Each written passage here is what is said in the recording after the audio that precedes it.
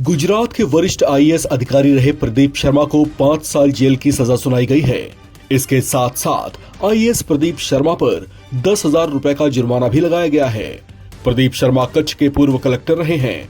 उन पर अपनी पावर्स के गलत इस्तेमाल करने और एक निजी कंपनी को सरकारी जमीन अलॉट करने का आरोप था। साल 2011 के इस मामले में लंबी सुनवाई के बाद गुजरात के कच्छ जिले की एक कोर्ट ने आईएएस अधिकारी प्रदीप शर्मा को 5 साल सख्त कैद की सजा सुनाई है।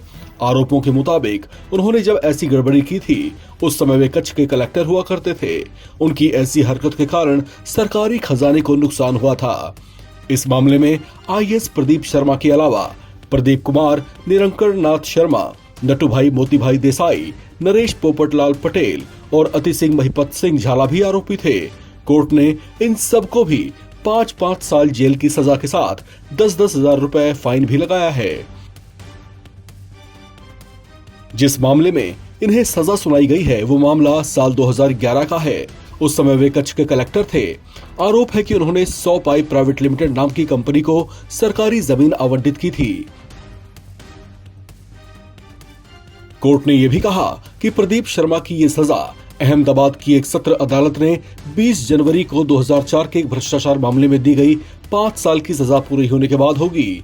मतलब उन्हें पहले उस मामले की सजा काटनी होगी, उसके बाद उन्हें इस मामले में अलग से सजा काटनी होगी। इस मामले में एफआईआर 2011 में Rajkot zone CID crime police station में दर्ज की गई थी। प्रदीप शर्मा और 3 अन्य लोगों के खिलाफ आईपीसी की धारा 409, 120 बी और 217 के तहत दर्ज किया गया था। धारा 409 सरकारी कर्मचारियों द्वारा विश्वासघात करने से संबंधित है। धारा 120 बी आपराधिक साजिश से जुड़ी हुई है और धारा 217 एक लोक सेवक द्वारा कानून की अवज्ञा करने से संबंधित है। प्रदीप शर्मा को 4 मार्च 2011 को अरेस्ट किया गया था। विशेष लोक अभियोजक एच.बी. जडेजा ने बताया कि अदालत ने 52 दस्तावेजी सबूतों और 18 अभियोजन गवाहों के बयानों पर विचार किया। अभियोजन पक्ष के अनुसार प्रदीप शर्मा ने 100 पाई प्राइवेट लिमिटेड को एक औद्योगिक इकाई स्थापित करने के लिए जमीन अलॉट करने के लिए नियमों का उल्लंघन किया था। उन्होंने राज्य सरकार के नियमों और विनियमों को ताक पर रख दिया था, जिससे सरकारी खजाने को भारी नुकसान पहुंचा था। जमीन का आवंटन 2 हेक्टेयर की सीमा से ऊपर था। इसके अलावा ये गुजरात सरकार के राजस्व विभाग के 6 जून 2003 के प्रस्ताव का भी उल्लंघन था। प्रस्ताव में कलेक्टर को औद्योगिक उद्देश्यों के लिए अधिकतम 2 हेक्टेयर भूमि आवंटित करने का अधिकार दिया गया था। यानी कलेक्टर सिर्फ 2 हेक्टेयर तक जमीन दे सकते थे, लेकिन उससे ज्यादा जमीन आवंटित की गई थी। अभियोजन पक्ष ने यह भी कहा कि अन्य तीनों आरोपियों ने मुख्य आरोपी के साथ साजिश रचने में उनका सहयोग किया।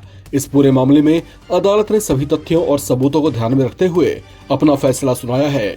कोर्ट का इस तरह का फैसला एक सख्त संदेश की भी तरह है, जिससे प्रशासनिक अधिकारियों तक एक कड़ा संदेश पहुंचा है। इस खबर में फिलहाल इतना ही। बाकी अपडेट्स के लिए आप बने रहें एनबीटी ऑनलाइन के साथ।